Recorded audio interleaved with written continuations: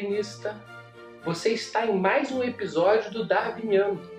Hoje eu vou falar sobre a passagem de Charles Darwin pela cidade do Rio de Janeiro, aonde o Beagle chegou no dia 4 de abril de 1832.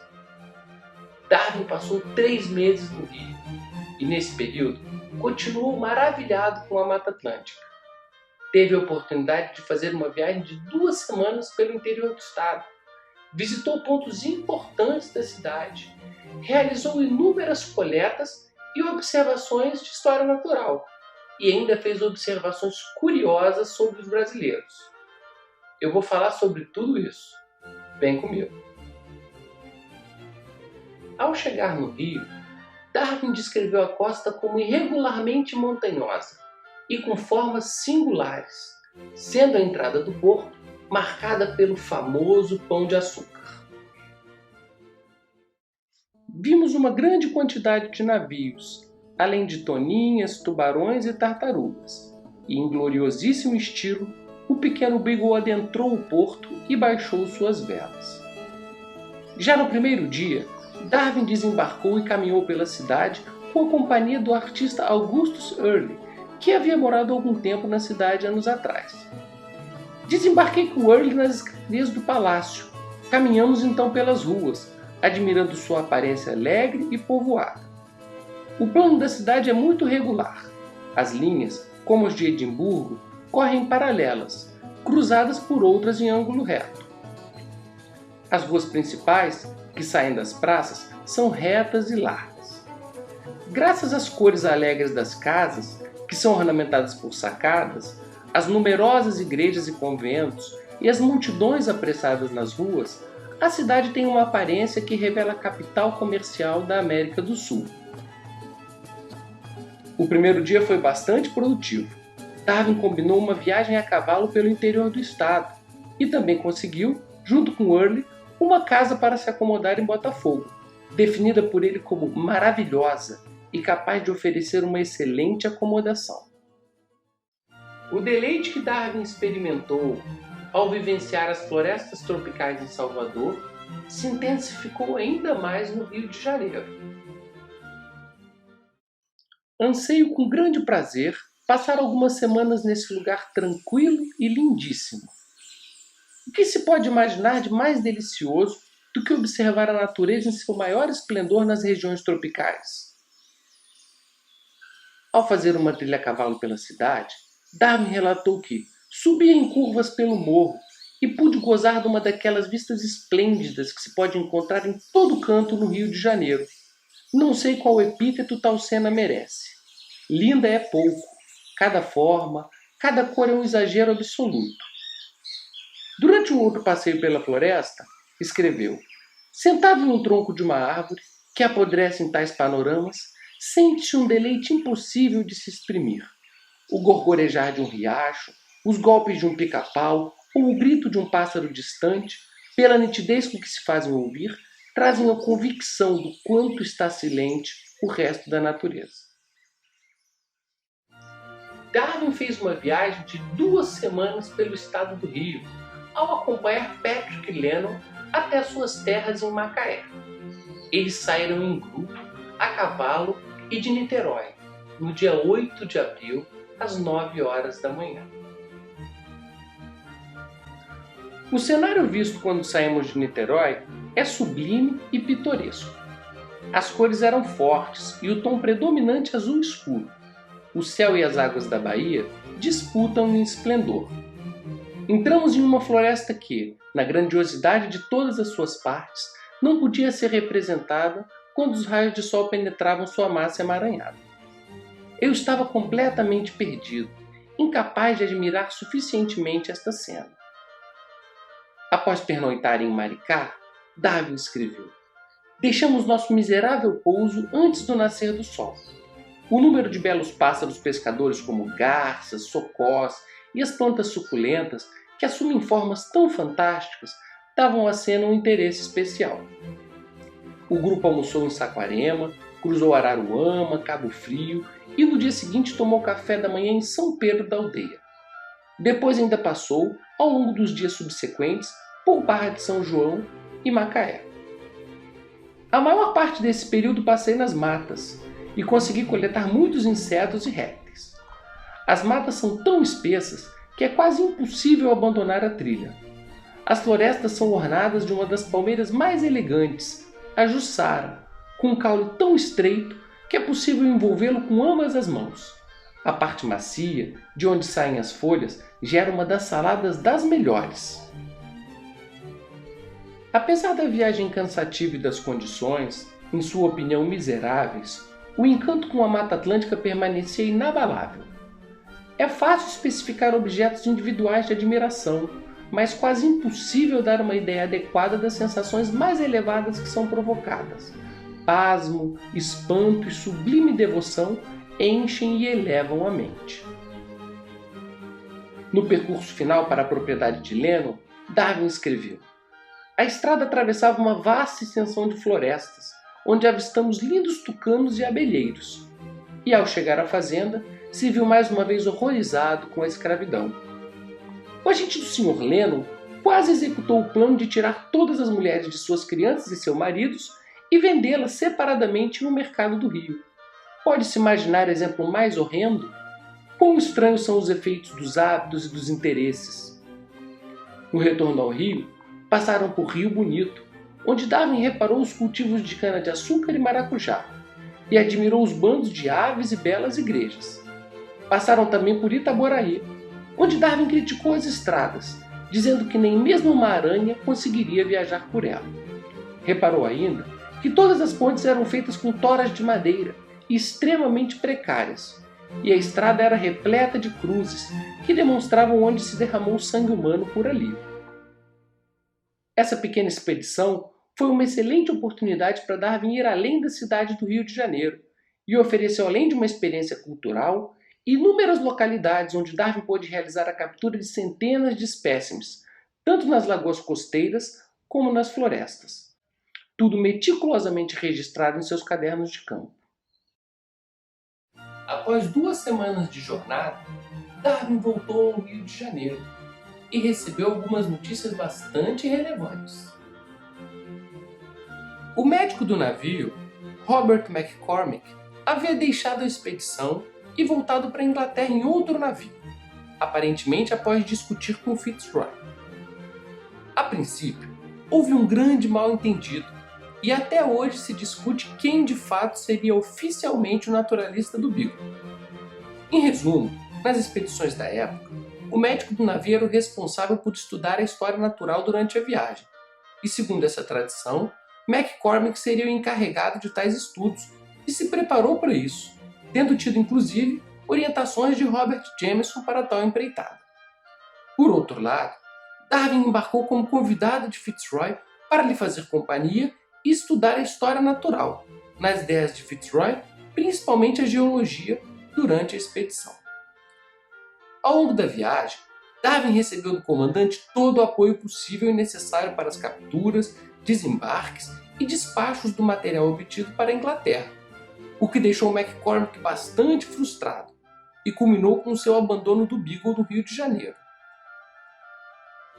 Outra notícia que Darwin recebeu foi a de que o Beagle teria que retornar à Bahia para refazer algumas medições, pois foram identificados desacordos nas latitudes e distâncias entre a Bahia e o Rio de Janeiro. Entretanto, Darwin decidiu ficar no Rio de Janeiro explorando a história natural e ser apanhado somente na volta pelo navio. A notícia triste foi a morte de 3 marujos que ficaram doentes após voltarem de uma expedição de caça e acabaram não resistindo no trajeto para a Bahia. Um foi lançado ao mar e outros 2 sepultados no cemitério dos ingleses, na cidade de Salvador. Com esse retorno inesperado do Beagle à Bahia, Darwin precisou se organizar melhor para ficar na casa de Botafogo, onde hospedou também Early e a fueguina que estavam levando de volta à Terra do Fogo, Fuegia Basket. Entretanto, ao transportar seus pertences, o bote virou, danificando a maioria dos objetos de Darwin, que decidiu então enviar seu diário para a Inglaterra. E nesse contexto, escreveu para sua irmã Caroline: qualquer um de vocês pode lê-lo se quiser. A maior parte é absolutamente infantil. Lembrem-se, no entanto, disso. Ele foi escrito apenas para me fazer lembrar da viagem. e não é um registro de fatos, mas apenas de meus pensamentos. E para me desculpar, lembrem-se que eu estava cansado na maior parte do tempo em que o escrevi. Interessante perceber que esse diário se tornaria um dos relatos de viagem mais importantes de todos os tempos. O Rio de Janeiro ofereceu uma série de ecossistemas, onde Darwin pôde, além de se maravilhar, trabalhar duro, com inúmeras observações e coletas de espécimes para o estudo da história natural. Charles Darwin capturou um grande número de insetos na região atrás do Pão de Açúcar e fez também várias coletas de organismos marinhos na praia de Botafogo. Um momento importante das observações de Darwin ocorreu quando ele encontrou planárias terrestres e as associou às planárias descritas por Cuvier, que eram consideradas exclusivamente marinhas, o que o fez escrever a Henslow contando a novidade. Entre os animais inferiores, nada me impressionou tanto quanto encontrar duas espécies da elegante e colorida planária verdadeira, vivendo na floresta seca. A falsa relação que elas têm com os caramujos é a coisa mais extraordinária que já vi. No mesmo gênero, algumas das espécies marinhas possuem uma organização tão maravilhosa que não pude acreditar em meus olhos. Henslow não acreditou que eram realmente planárias, mas no final de contas, Darwin tinha razão. E as planárias foram os primeiros animais estudados por ele após seu retorno à Inglaterra. Em outro momento, Darwin observou algumas pererecas vocalizando e fez observações curiosas sobre seus cantos. A nota é muito musical. Primeiro achei que se tratava de um pássaro. Eles cantam em harmonia. Cada um começa com uma nota menor que o outro e continuam duas acima. Acho que essas notas são terças das outras. Um grupo que lhe causou entusiasmo foi o das aranhas, o que o fez escrever a Henslow. No momento, estou entusiasmadíssimo com as aranhas. Elas são muito interessantes. Se não me engano, já estou levando alguns gêneros novos. E como era um observador extremamente detalhista, descreveu minuciosamente a batalha de uma vespa com uma aranha. O inseto disparou contra a aranha, então voou para longe. Ele tinha evidentemente ferido seu inimigo com um ferrão mortal, pois a aranha se arrastou um pouco e então rolou o morro abaixo e se esborrachou em um monte de capim. A vespa então encontrou a aranha, fazendo círculos regulares e vibrando o ferrão e as antenas. Era um espetáculo muito curioso. A aranha tinha alguma vida, e a vespa tinha muito cuidado em ficar longe de suas mandíbulas. Então deu-lhe mais duas ferroadas na região do abdômen e finalmente a aranha ficou imóvel. Ao observar o comportamento da borboleta papilioferona, Darwin escreveu: ela voa alto e sempre pousa nos troncos das árvores, invariavelmente com a cabeça para baixo e com as asas abertas para além do plano horizontal. É a única borboleta que já vi fazer uso das pernas para correr, evitando ser capturada e esquivando-se para os lados. Ao explorar a Lagoa Rodrigo de Freitas, Darwin reparou na baixa diversidade de espécies. Uma pequena espécie de caramujo parece ser o único habitante e difere das lagoas da costa norte pela ausência de grandes quantidades de bivalves. Mas tive a surpresa de ver alguns besouros hidrofilídeos e algumas aranhas dolomedes habitando a superfície da água. Um outro ponto importante da exploração do rio foi a observação que Darwin fez sobre a relação das faunas com seus respectivos ambientes, pois, sem perceber, ele estava observando as adaptações das espécies.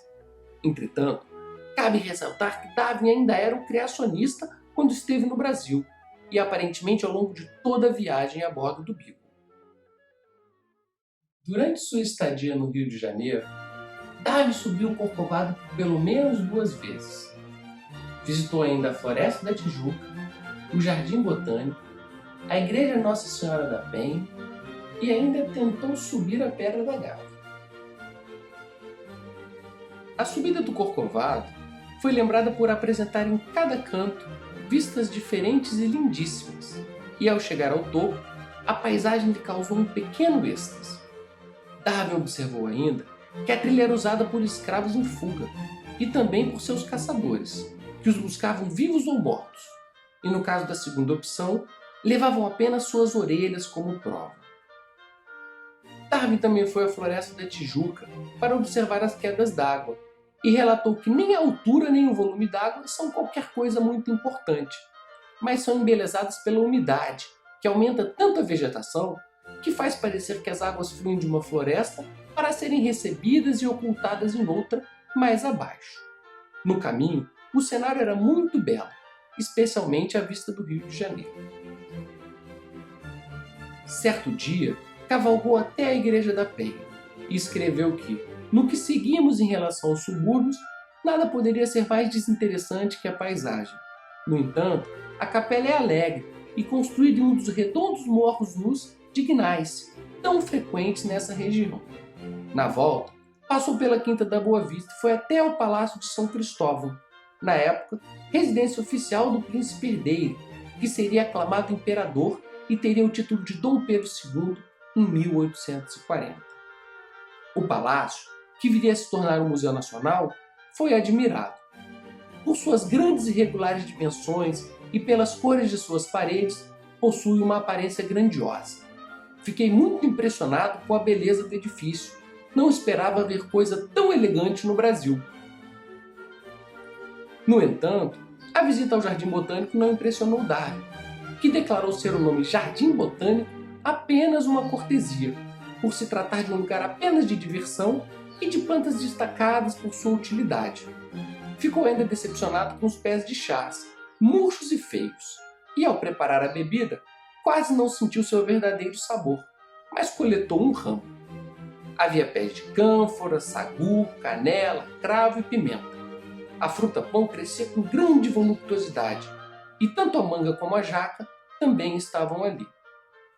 Darwin ficou muito encantado ainda com o formato e a beleza da Pedra da Gávea, e caminhou até a sua base, mas infelizmente não encontrou a trilha para subir. Sendo um observador atento e detalhista, além de um escritor compulsivo, Darwin fez uma série de observações sobre a população brasileira, usando adjetivos nem sempre positivos. É importante ressaltar que essas anotações, feitas por um Darwin de apenas 23 anos, apresentam um cidadão inglês um tanto etnocêntrico, demonstrando uma certa intolerância com o que lhe parecia diferente de sua terra natal, com julgamentos que transparecem um sentido de superioridade inglesa, até certo ponto condizente com o espírito de sua época.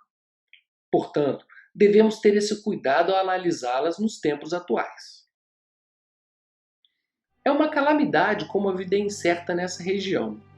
Quando Early pergunta sobre os diversos conhecidos que deixou aqui, a resposta em geral é que estão mortos. Normalmente, graças à bebida. Poucos parecem capazes de resistir à tentação, quando exauridos de trabalho nesse clima quente, de se animarem de maneira vigorosa bebendo álcool.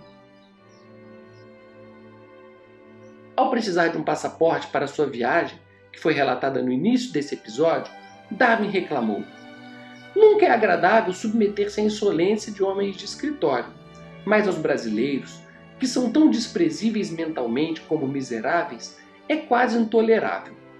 Contudo, a perspectiva de florestas selvagens, zeladas por lindas aves, macacos, preguiças, roedores e alligators, fará o naturalista lamber até ao pó da sola dos pés de um brasileiro. Quando Darwin precisou de alguém que o ajudasse a enviar um bilhete ao centro da cidade, teve enormes dificuldades e fez a seguinte reflexão: todos os brancos se consideram acima de uma tarefa como essa, e todos os negros são escravos. Essa, entre outras, é uma grande inconveniência de um país escravagista. Ao fazer uma trilha na companhia de um menino, que se mostrou extremamente sagaz nas coletas e acabou por se tornar seu camaradinha, Darwin escreveu: "Gostaria que os brasileiros, ao envelhecer, mantivessem os modos agradáveis e encantadores que possuem quando jovens." Ao fazer compras no centro da cidade, percebeu que nada poderia ser mais cansativo. Pelo tempo durante o qual os brasileiros nos detêm e pelo preço nada razoável que de início pedem, fica claro que pensam que tanto tempo como dinheiro essas duas coisas tão preciosas são desprovidas de valor para o inglês. No entanto, quando escreveu sobre a violência e a impunidade, Darwin fez observações que ainda são extremamente atuais. É aterrador os crimes monstruosos que se cometem e escapam sem punição. Se o escravo mata seu senhor, depois de algum tempo confinado, ele se torna propriedade do governo. Porém, não importa o tamanho das acusações que existam sobre um homem rico, é seguro que em pouco tempo ele estará livre. Todos aqui podem ser subornados. Um homem pode tornar-se marujo ou médico ou assumir qualquer profissão se puder pagar o suficiente. Finalmente, em algum momento Darwin resumiu: os brasileiros, até onde vai minha capacidade de julgamento, são ignorantes, covardes e indolentes ao extremo, hospitaleiros e bem-humorados, enquanto isso não lhe causar problemas, temperados, vingativos, mas não explosivos, satisfeitos com sua personalidade e seus hábitos. Sua própria aparência delata a parca elevação de seu caráter. De vultos curtos, eles logo se tornam corpulentos e possuem em seus rostos pouca expressividade. Com isso, podemos concluir que os modos brasileiros, um país com muitos imigrantes e ainda escravocrata, não agradaram muito Charles Darwin. Como de costume, Darwin fez anotações minuciosas e registrou a captura de centenas de espécimes em seu caderno de zoologia. Entre os organismos capturados e observados estavam lesmas, caramujos, lacraias, centopeias e planárias. Darwin registrou ainda a coleta de sapos e pererecas, na época considerados dos gêneros bufo e ila, além de dezenas de gêneros de aranhas, opilhões e ácaros entre os aracnídeos, e principalmente uma infinidade de insetos: vespas, borboletas, mariposas, lagartas, gafanhotos, baratas, tricópteros, formigas, cigarras, percevejos, libélulas, mosquitos e moscas. Entre as centenas de besouros, podemos citar os lampirídeos, curculionídeos, elaterídeos, escarabeídeos, hidrofilídeos, diticídeos, girinídeos, cerambicídeos, crisomelídeos, buprestídeos, nitidulídeos, falacrídeos, entre muitos outros. Os resultados de suas investidas no mar também foram meticulosamente registrados, e podemos destacar a captura de isópodas, caranguejos-aranha e caranguejos do mangue, além de crinóides, briozoários, esponjas, algas vermelhas e algas calcárias. Seu caderno de zoologia contém ainda observações sobre meteorologia, sobre o clima da cidade e, curiosamente, sobre a aparência da Lua.